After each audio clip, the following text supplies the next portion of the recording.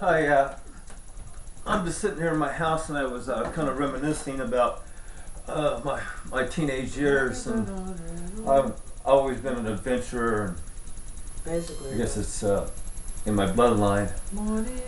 Anyway, I want to share a story, a hitchhiking story. I know people don't hitchhike anymore. Well, there might be some that does, but this is back in 1979.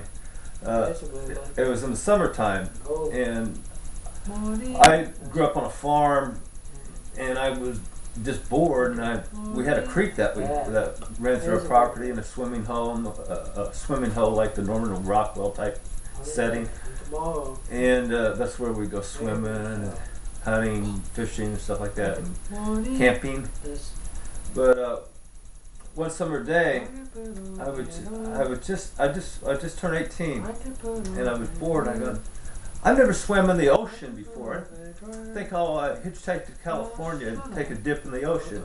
But I'm in Indiana, only about, I think it's 3,000 miles away. So I walked down about a half mile to where the interstate was, jumped on the interstate and hitchhiked out to California. And I myself could stay up for days and days. And it was like a non-stop odyssey. I never stopped in a town. I would always have somebody, whoever gave me a ride, I would always have them drop me off before I got to the city or after I got on the outskirts of the city. That way I wouldn't get caught in traffic and be slowed down. And another thing is I would turn down most of the rides that people would offer me, and I would always ask them, the first thing I would say is, how far are you going? If they say 50 miles, I say, well, just keep on going, and I'll wait for a longer ride, so I'll wait for somebody that's more like 500 miles, or that I might be with for hours and hours. That way, boom, boom, boom, I'm there, and I can get back home again. Well, anyway, the point of the story that I want to make is, there's an old saying that you entertain angels without even knowing it. And I was swimming in the ocean there in San Diego. I was right in front of Burt Baccarat's house, and also Desi Arnaud's Jr.'s house.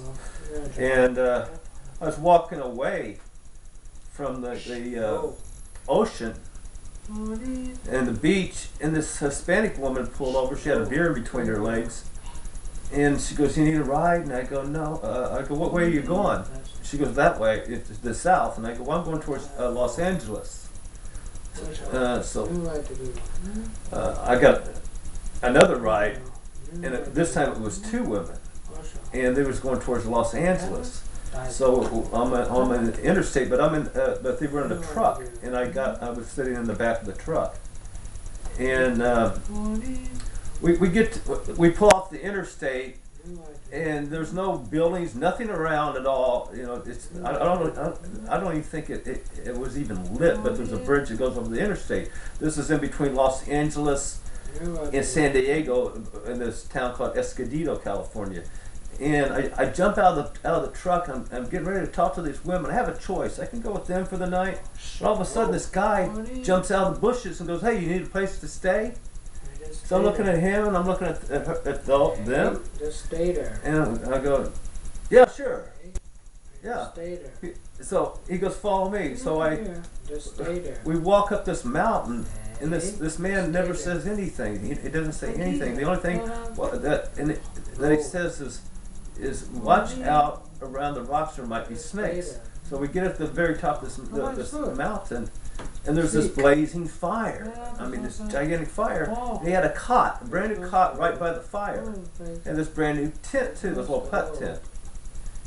And he never asked me no questions. And normally when two guys meet, it's like, "Where are you from?" And we start talking. But the only thing he said was, "You can sleep here. Good night." And he goes into his tent. And the next morning, when I get up, I'm exhausted, just totally exhausted, because I've been hitchhiking for, I think, like 3 days. And we go down the mountain, and I go, "What are you going to do for the day?" And he says, "I'm going to find food." You just stay there. I thought that was an odd phrase, find food. Well, anyway, I start to cross the road, and I look where he should be walking, and he's not there anymore. So I I went to I went across the street and I threw some water in my face and I got to the interstate and I stuck my thumb up and I'm just extremely exhausted at this time, dehydrated. And there's this man, Chris Flynn, picked me up and he goes, when's the last time you ate? And I go, I think it was yesterday. It might be a candy bar or something, right? And he goes, I'm a tool salesman, and he goes, I got to go pick up these tools, and I'll take you home and give you something to eat, and I'll fix you something to eat. I go, oh, sure. So he takes me home and fixes me a sandwich, and when we walk in his house, he's a young guy, nice looking guy, and he goes, we're Christians. I go, I thought that was nice. And he was also a musician. And anyway, he gave me something to eat. And he goes, if you want to go in there and take a shower. So I went there and took a shower and I come out. He goes, he's on the phone with his wife. Her name is Elizabeth. Biblical name, right? And his name is Chris. And she was a realtor.